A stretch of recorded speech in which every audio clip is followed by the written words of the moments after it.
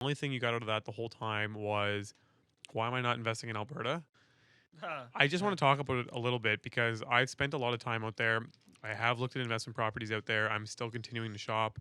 Um, it's a good market, but I think the difficulty is that their pricing stabilized many years ago when the original oil booms. And so I found in this, the number one city I would say in Alberta is Calgary. I'm sure there's people from other that are listening from other cities in Alberta. Nothing against those cities, but like it is your It's the Mecca, I guess, it's if you will. Yeah. yeah, exactly. So there, every rental property I looked at, plus minus, but maybe 20 grand, they all came in at 200,000 a door. I didn't come across stuff that was priced way under market. I didn't come across stuff that was priced way over market. It was just everything kind of sat at this baseline level of around 200 a door.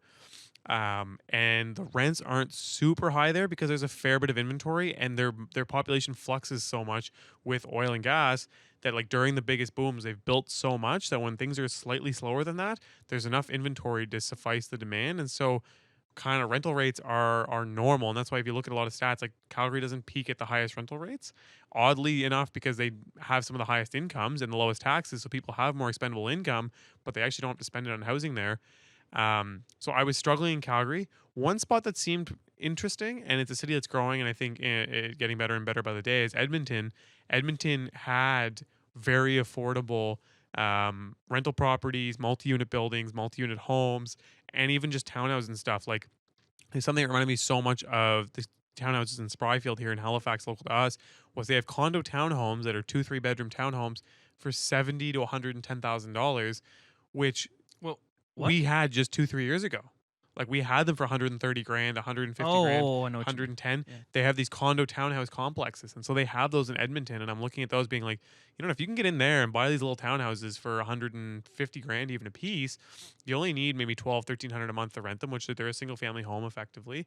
Eventually down the road, those are going to become worth a lot of money, I Yeah, think. we had a few of those spike big time here. But it's tough when it's a very transient population there, and I don't know that their immigration numbers are as high as other parts of the country on a percentage basis.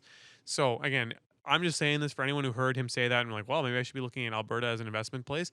Definitely should be, but I think it's more of a long-term investment. I think the Burrow model is a little bit harder there.